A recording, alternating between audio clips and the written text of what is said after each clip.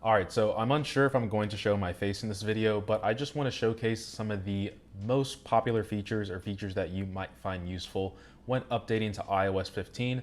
On the left-hand side is iOS 14 on my iPhone 10, and then on the right-hand side, this is the iPhone 12 running iOS 15. And I also want to showcase to you guys that this is the iPhone 6s, my good old phone that I've had for quite some time. You guys remember this, the 3D touch? Good times. But also want to show you guys that this is also running iOS 15. So it's nice that Apple is still supporting a phone from God knows how long at this point. Anyway, sorry, hit the camera there. So when you update your phone, we now have this blur effect with different languages greeting you into iOS 15. It's a subtle change, but once again, much better than a white background with a black text. So one thing you might not notice is when you go to the lock screen, you can actually swipe down and access the spotlight and enter in whatever you want to search for. The nice thing about this is that I actually use Spotlight a lot, so I don't have to swipe up and then swipe down on iOS 14 in order to get into Spotlight. So this is another nice touch. So notifications also gets a overhaul. So the icons are much bigger, making it more noticeable. As you can see right here on iOS 14 and previous generations, it was the little icon right here and the name of the application. And then on iOS 15, we have just the bigger icon for the app. So notifications are a bigger change than what some people might expect. But if you go into settings here, if you guys are wondering why my SIM card is not in the iPhone 10, it's because the Z Flip right now is my main phone right now. But if you go into notifications inside the settings, you'll see something called scheduled summary. Now, if you enable it for the first time, you're gonna get this guide or tutorial on how to use it. This just shows you how it works, and it's a bundle of all your non-urgent notifications, and you can receive them in bulk. And then notifications from important apps or people you think are a higher priority will get directly sent to you in its own standalone notification card. I think this is a happy medium for pre-existing people who use Do Not Disturb just to shut their phone off throughout the entire day, which I will get into later in the video. But if you want to set it up, you can do that. But for now, I'm just going to not enable it. So if you decide to edit your pages in iOS 15, you have the luxury of moving the page you want to anywhere, or I should say any order that you want. Whereas on iOS 15, you can't do that. It's just stagnant on wherever it is. And the nice thing is you can actually move the initial home screen. So I think this is another nice touch in iOS 15. So hopping into settings, you'll notice that the UI has changed just a little bit. So first, the icons have changed. So looking at notifications as a prime example, the menus have their own separate boxes, making it easier to distinguish while you're swiping. As you can see here, it doesn't extend all the way out to the side anymore. On iOS 15, it's in its own little container box. Another subtle touch, but I think this is nice overall for a user experience. So another subtle change is the way QR codes appear now. This is just because of the live text software that Apple's using, and I'll showcase that a little bit later into the video. But as you can see, now it's like hovering over the QR code. So if I show you this on iOS 15, or 14 I should say, if I want to scan this QR code, here is what's gonna show up. This banner at the top. Kind of ugly, so it's nice that we have this here. I will say though, on iOS 15, it's a bit annoying sometimes because you kind of have to follow it, but I think it's just going to take some time to get used to it. So live text is something exclusive to iOS 15. So when you hover your camera over some text, you'll be able to click this button here, and within the actual photo itself that it captures, you can select it and do what you want with it. I do keep in mind that this is something that is exclusive to the iPhone XS and above. So if you have the iPhone 10 or lower, you will not have access to live text.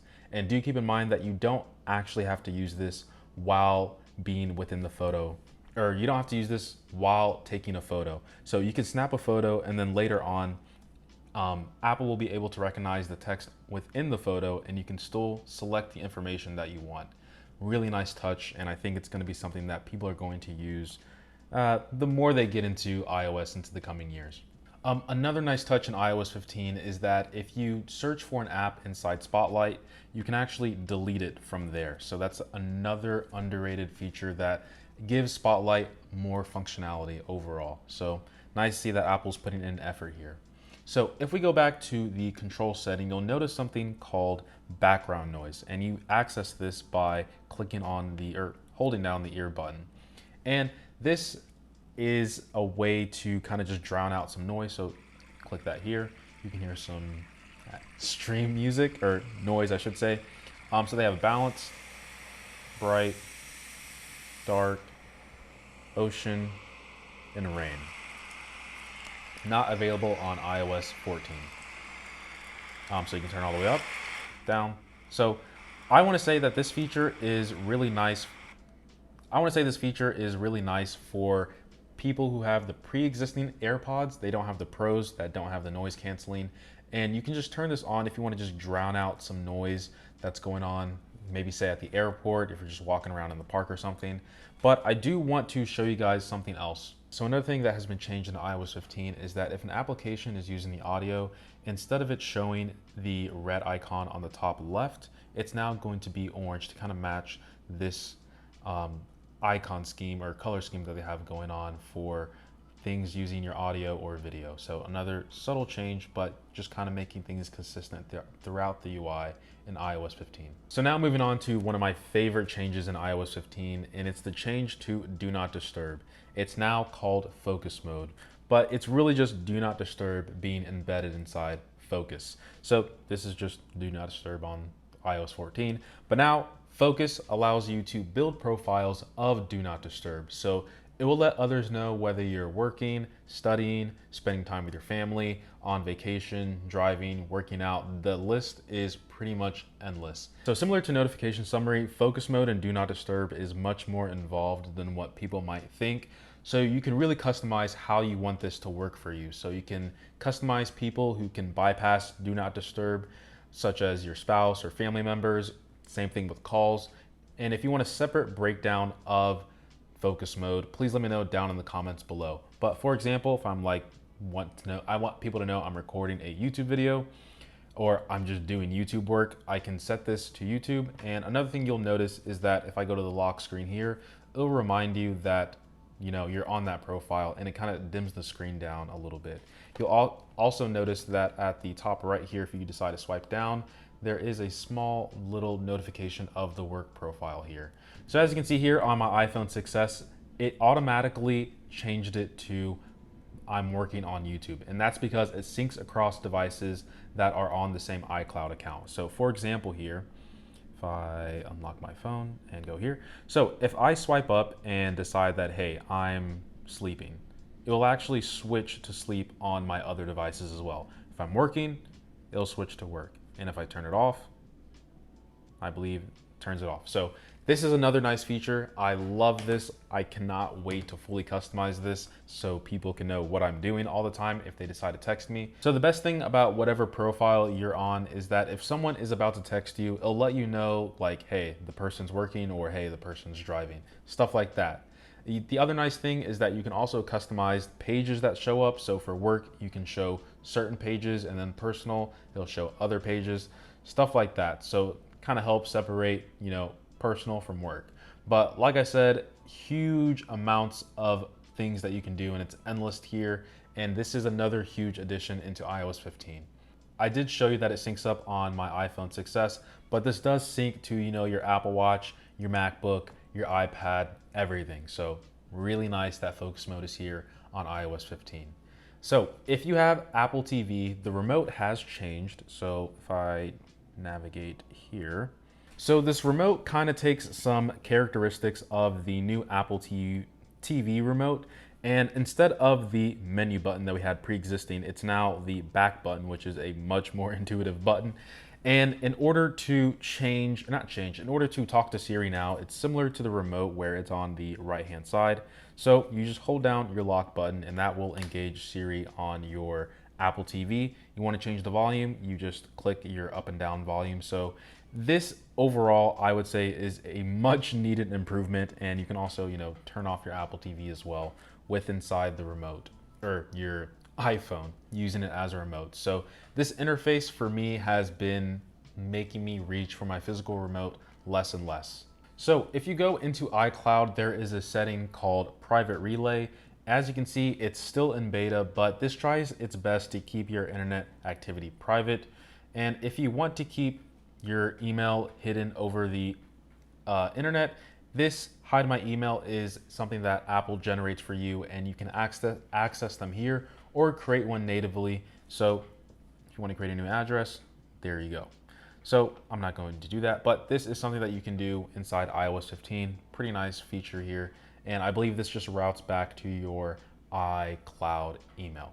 So another feature, another huge feature I should say, is if your Wi-Fi sucks, you can now back up over cellular. And I click here. So I think this would have been amazing for me back in the early 10s because my Wi-Fi at home sucked. But this is a game changer if you prefer to just use your cellular service to back up your data instead of using your Wi-Fi if it does suck. So nice to see that this is here in iOS 15, and I'm definitely not asleep. So another subtle change that Apple decided to do, and it's the way Apple portrays the way you reset your phone. So before, when you click on reset, it's really just, like reset, erase, your entire phone. Here, it's a little bit more, less egregious, and it's now called transfer or reset your iPhone. And upon clicking it, it prompts you to prepare for a new iPhone. So this is once again a little bit more user-friendly and walks through people who, want to sell their iPhone to, privately to other individuals. So AirPod Pros gets another huge update, and unfortunately my AirPod Pros don't work, but there is something called conversation mode that is coming that kind of enhances people's voices and isolating ambient noise when you're talking as well. I kind of want to make a video on my AirPods because I've gotten 3 free ones, quote unquote free. And I think now they're just on its last leg, and that's why I was a little disappointed in the Apple event because they were dropping the prices of the AirPod Pros, but nothing has been announced yet. But nonetheless, when we go into the Find My app, you'll be able to now find your AirPod Pros, Apple Watch, and other Apple accessories. So previously on iOS 14, it would just show the last time that it was connected to your device. Now it's using the full Find My network. So if you leave your AirPods at the gym or you leave your Apple Watch at a friend's house, you'll be able to see it and also ping it. And with the addition of the ultra wideband inside the iPhones now, you'll be able to use the whole arrow finding to find your products or accessories more precisely. So another nice touch.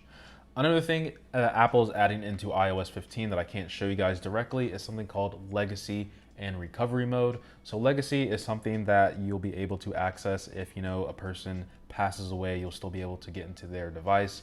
Recovery Mode just allows you to set someone up on your account in case you forget your information and you want to help recover your account to get back into it. So Messages has some subtle changes as well, one of them being photos and videos. I can't show you guys any messages right now, like I said before, because my phone's not activated on iPhone. But instead of getting this wall of messages, or I should say photos and videos, it now shows as a gallery and you can swipe through them. And if you want to see the full gallery, you can just click on this up here and you can, do what you want with this. But I think this is a much cleaner interface than, giving people just a wall of photos and videos. So it's nice that they added this inside the Messages app as well. So another feature that they added inside the Messages when talking to people is that there is a FaceTime button at the top right. So if you want to FaceTime audio, FaceTime video someone, you can do that. There's something also called Shared With You, and I can make a separate video on this, but when someone sends you a message that pertains to another Apple app, when you go to that respective app, it'll show you what they shared with you. So it kind of makes it harder to forget something that someone shared with you, and I'm getting tired of saying shared with you at this point because Apple named it, perfectly. So FaceTime itself has been revamped, so it feels more like a conference call with the entire UI, and I love the new FaceTime interface. Can't show you guys what it looks like on the iOS 14, but you can open up the FaceTime app on your phone to see what it's like. But we now have these 2 icons here, so do keep in mind moving on into iOS 15 that you can actually create a link and share this to people on Android or on the web. So it's like a full-on web conferencing app or video conferencing app. And then if you want to start a new FaceTime call, you can do that as well. So now within the new FaceTime redesign, there's something called SharePlay, and without the marketing lingo, it's basically screen sharing. And this has a great interface because it syncs with people as well on the iPhone or within the Apple ecosystem. So you can sync movies, TV shows, and movies, or music. I said movies twice. But I think this is something that is long overdue for FaceTime, but it's great to see that the FaceTime app is becoming a more modern video app.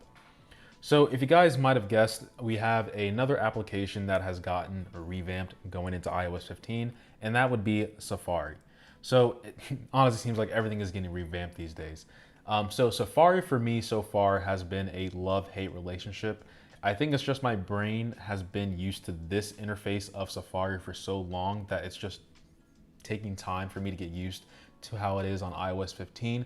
But you can see that everything is pretty much moved down here. So to go to different tabs, you can, of course, click on the same tab icon. But in iOS 15, you can actually swipe down here if you want to go to different tabs that you've opened up previously. There's a lot of hidden gestures when using this new Safari, but like I said before, I can make an entire video on iOS 15 Safari if you guys would want that. But as you can see here, this is the default screen now. You can actually change the background, and this is my iPhone 10, the Extraordinary. But if you want to change the background, you can just click edit down here, and you can add your own background image. So kind of get into the holiday season, fall season. So this one's pretty nice. And as you can see here, kind of makes Safari a little bit more inviting. So another nice thing inside Safari now is that the background of the website actually takes the color of the status bar, as you can see up here. And then when you start swiping down, you'll notice that this bottom part turns into the same color of the background of the website as well. So that's another nice touch inside iOS 15 inside Safari. As you can see, it's a little bit like a banana color up here. This is pretty much like a dark blue. And then this is just, the traditional white background that you see here. But another hidden gesture, not really that hidden, but if you are on a tab and you want to open up a new one, you just go all the way to the right and just keep swiping to the left, and it'll open a new tab just like that. Like I said, a lot of hidden gestures inside iOS 15 Safari. So please let me know if you want a separate video of just Safari, because Safari is not the same. Another thing is when you have it in landscape mode, you'll notice that the tabs are a little bit different. So I personally like the original one on iOS 14 and previously, where it's kind of divided, but here it's in their own little boxes. But I do like how the colors are just taking over the entire screen. So weather has been updated as well. And if we go into the weather app, right here, so you'll notice that it has some animations to it. As you can see, some shooting stars. Please make a wish if you want to. Maybe it will come true. But as you can see, the stars are a little bit more prominent at night. And there's just a lot more information inside the weather app. Oh, there's actually shooting stars on iOS 14. It just goes the opposite way in iOS 15. But I think the biggest problem with the pre-existing weather app on older iOSs is that it just did not have that much information. So now in iOS 15, you'll notice that it gives you just a little bit more information about the weather for the day. And when you start swiping down, this is where you'll notice the revamp. So if you click right here under temperature, you'll see that it shows a temperature of the map, country, city, what have you not. What have you not, that sounded really weird. But you can also change to, precipitation. So it will show you the precipitation of the map, whether it's going to be, heavy or not. And you can see at the bottom here that it's doing a prediction, which is really nice. It's 12 hours, which is amazing. And then if you want to see the air quality, I love how it zooms in like that. Love it. It'll also tell you whether it's hazardous, very unhealthy, moderate, fair, good, all that good stuff, but just in a map view. You also get, the UV index, sunrise, wind, precipitation, feels like, all that good stuff that's been there before, but just in a more digestible way. So really like that. Another thing is that they changed the animations overall. And when you start swiping, I'll try to show you guys the differences here. It's just more pleasing to the eye, that I would say. This just looks bland now that I'm going back to it. This just seems more modern. So here we are in Barcelona. This is Seoul, Korea. As you can see, the clouds are a little bit more prominent here. And they just did a good job in terms of these animations here. But another thing I want to show you guys is, oh wow, I don't think it's raining here anymore, but maybe it'll be here. So as you can see, it is snowing in Rio Grande. And you'll notice that this is, the snow is interacting with the tiles. This is what it looked like on iOS 14. It was cool, but this is just cooler in my opinion. Now, unfortunately, I have to say this is not going to be on the iPhone 10 and below because of hardware limitations. So in order to get these animations to interact with the tiles, you have to have an iPhone 10s or above moving into iOS 15. Just a sanity check for you guys. I want to show you that, this is an iPhone 6s and the snow just goes right behind it. So like I said before, only on iPhone 10s and above. We are slowly getting left behind iPhone 10. So one more thing I forgot to show you guys is that if you want to, explore and look up another country or state, or I should say city, you can just go on the map and let's say I want to add Bogota. I just hold it down, add it. Well, this is definitely not Bogota, but I can just add it just like that. And then right like that, it'll just continue processing the information that I was looking at before. So really like what they did with the weather app. So another major revamp, and that is the Maps app. I know you guys are tired of me saying revamp, but the Maps has been revamped because it is now Apple Earth, I guess. Google Earth, yeah, Apple Earth. So instead of just this not bland, because it's just like the Maps view. Instead of just this flat way of showcasing the world, we actually get a globe now inside the Maps app. Think this is really great, kind of makes me feel like I'm in Google Earth. So I said this before for Safari, but if you want a separate video on what Maps can do inside iOS 15, if you want me to go a little bit more in depth, please let me know down in the comments below. I can make that happen. But Maps overall, I would say that the colors are way more pleasant to my eyes. And in some select location, it actually shows you the lines on the road. So let's say I start to zoom in here. As you can see, we actually see the lines on the road. Got the little trees, animations. So they definitely did a lot of detail here on the maps inside iOS 15. So this is only in select locations. I looked up my location and unfortunately, I do not have this. So I think this is something that Apple is just going to build out in the upcoming years.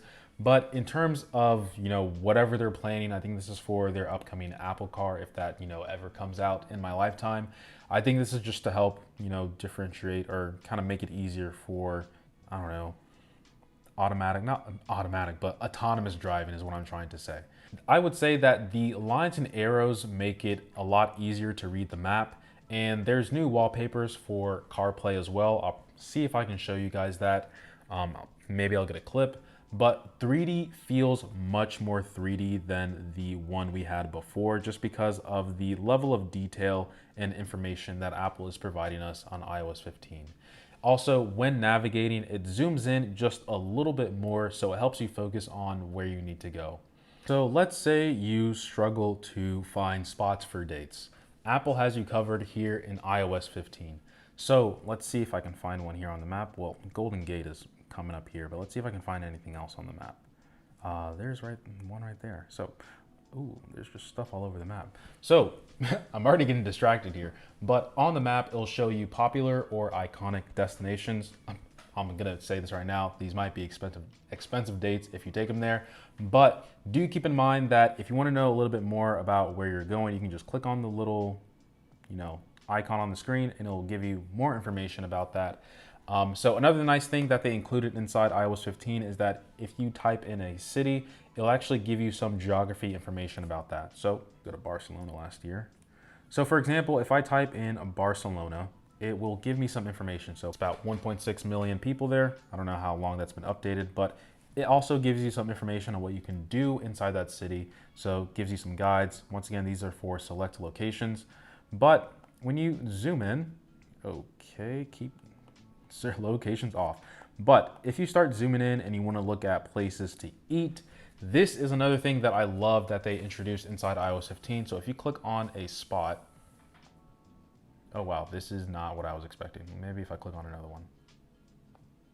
Okay, this is a little awkward. All right, let's go back to California. If I zoom in here and I want to look up some places to eat, get some more information on it, let me do a little bit of this action.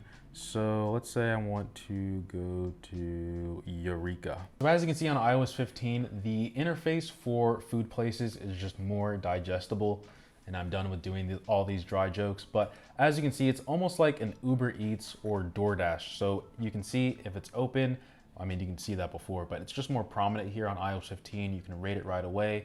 You can see the cost, the dollar signs, know a little bit more information about the place. And it's like, it's not like, it is Yelp built into it, but it's just a more pleasing interface for getting the information you need to know right away, right on the app. So it's almost like Apple is kind of keeping you away from opening up the Yelp app. You can just do everything inside the maps. I usually bounce between Apple Maps and Google Maps, but using iOS 15, I kind of prefer Apple Maps even more than before, just because of how much easier it is getting around places.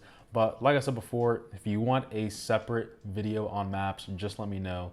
There's a lot of new things here, but I'm moving on. Just know that there's more you can do inside maps. So once again, another app that has been revamped is the Photos app. And let me tell you what has changed. So Photos have been revamped, more specifically the For You inside Memories.